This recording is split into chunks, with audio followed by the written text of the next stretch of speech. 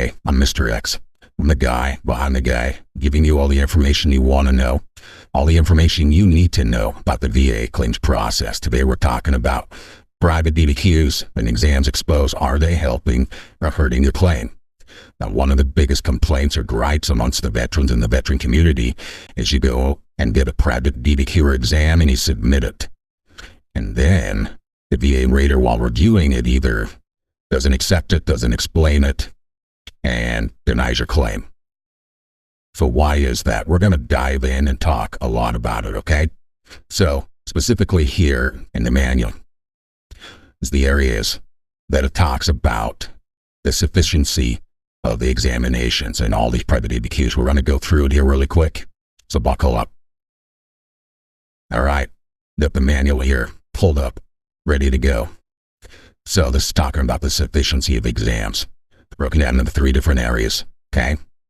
First one, I'm going to dive into. Second one talks about specific exams, so if you're going to submit a mental health exam or one on migraines or musculoskeletal issues, then there's specific information in this portion which each examination needs to follow. So, looking at this one, the general criteria for sufficiency of exam reports. Now, if you haven't looked at this before, a couple things we're going to highlight here. Scrolling down here. The view of the exams. Part of it. Right here, talking about assessing the sufficiency of DBQs completed by non-VA providers. Talks about specifically what needs to happen. If there's missing information, VA is supposed to contact them. Okay? Now, this is the biggest thing right here, the authenticity of DBQs. From read here, in general, as with other items of evidence, DBQs from treatment providers should be taken at face value. However, all DBQs completed by treatment providers are subject to review to ensure the information provided is seemingly authentic, consistent with the evidentiary record, and free from improper alteration. Now, the DBQs released for public use inform the provider that the patient is applied for VA benefits will consider all the information. The physician's signature constitutes a certification that the information provided on the form is accurate, complete, and correct. And VA may request medical information, including additional examinations, if necessary, to complete the review.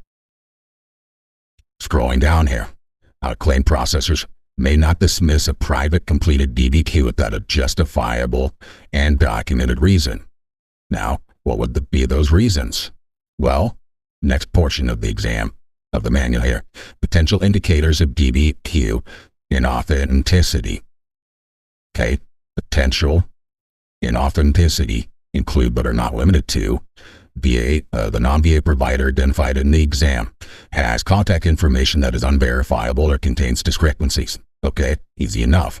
Is located at unreasonable distance, generally more than 100 miles from the veteran's place of residence. Yet the provider reported regularly seeing the veteran as a patient, or that the examination was completed in person. The other major potential indicator of inauthenticity is if the privately completed DBQ contains information that conflicts with the overall evidentiary record, particularly concerning details that impact the outcome of the claim, or there are signs of improper alteration, for example, inconsistent appearance of the text and formatting, such as the examiner certification and signature area section being visually different than other sections of the DBQ. VA determines that the private DBQ is insufficient for rating purposes and orders an exam, but the veteran refuses to report to the exam. So, one thing, if you submit a private DBQ and the VA requests a private exam and you refuse it, that could be taken as a sign of inauthenticity. The VA can look at that and say, hey, you know what? We tried to schedule the veteran. They didn't want to go. They refused. So they may deem it inauthentic. So if you're having that concern, that may be the reason why, and you don't know it. Okay? And talk about a couple different other things now. We're going to have an honest conversation. Okay. So let's have an honest conversation with ourselves. for a moment. I'm not going to do my normal presentation. It's going to be you and me. Okay? Now, one thing my mom always said is, honesty is the best policy. You'd be asking yourself, hey, Mr. X, how does that apply to private DBQs? And here's the conversation. So it's just me, Mr. X, and you. You don't know me. I don't know you. So we can be completely honest with each other. No shame, no fear of reprisal. It's just us. Now, first off, let me preface this by saying that I want everyone to get what they deserve. You work hard, you should be compensated, right? If you do the crime, you pay the time.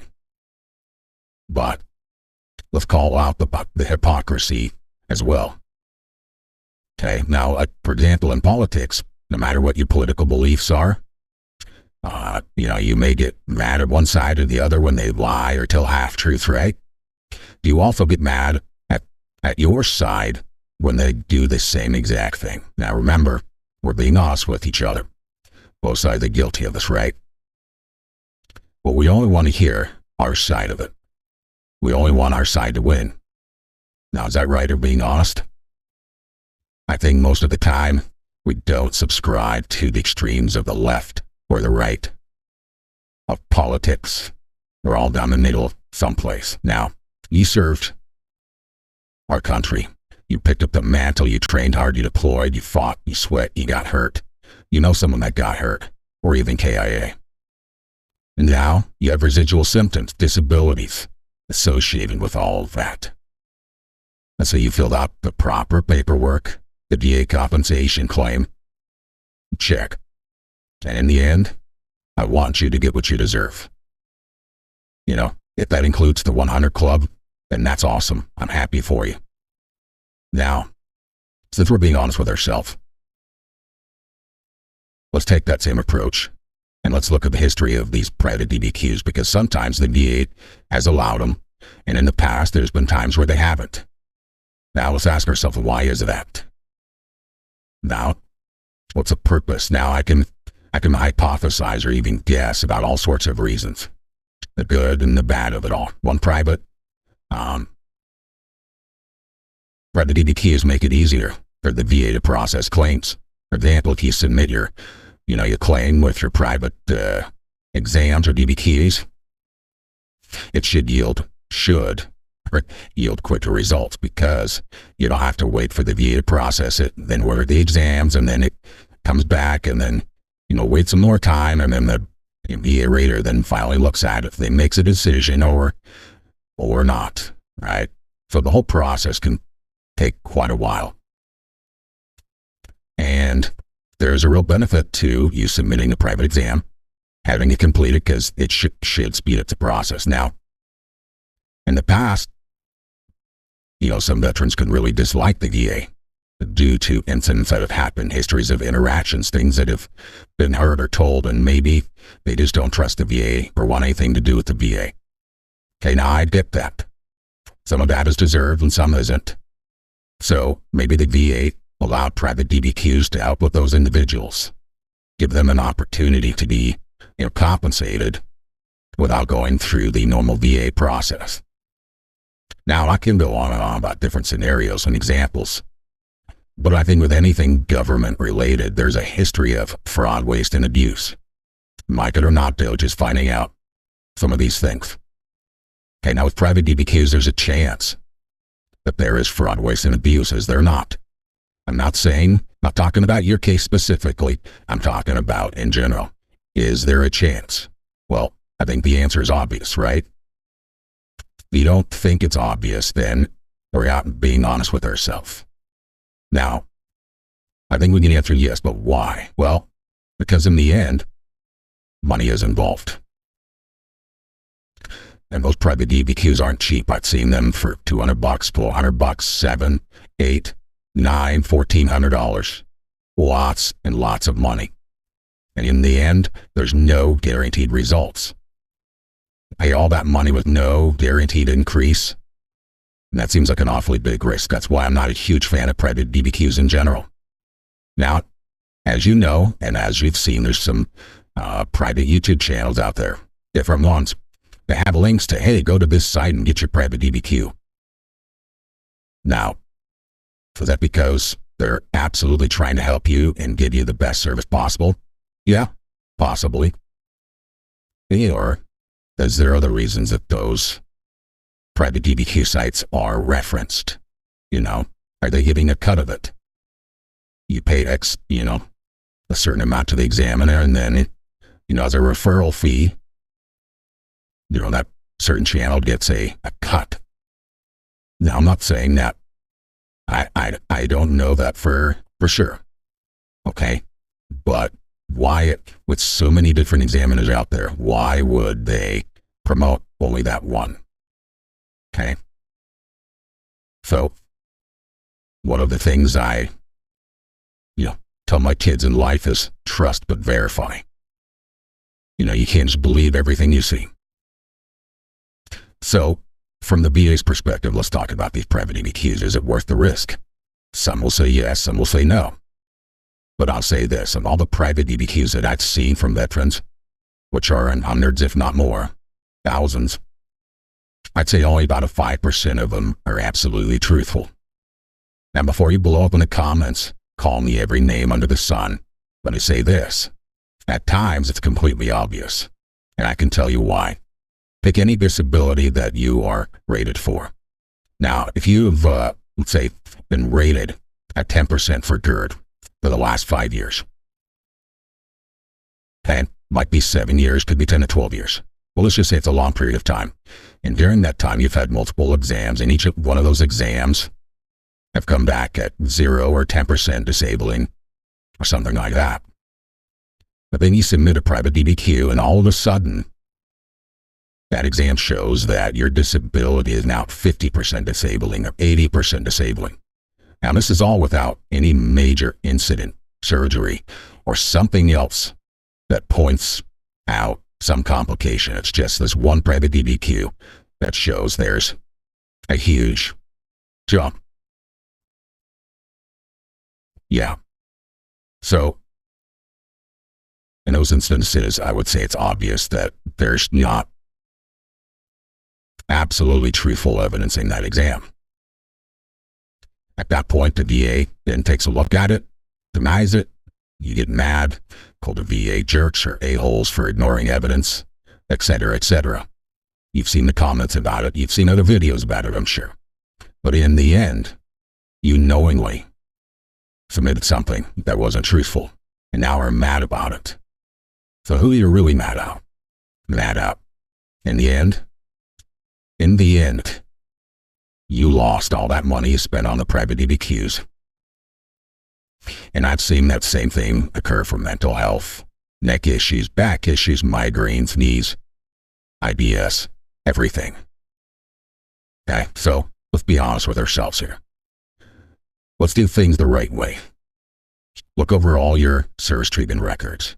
What were you seen for in service that you can now claim, depending on where you served?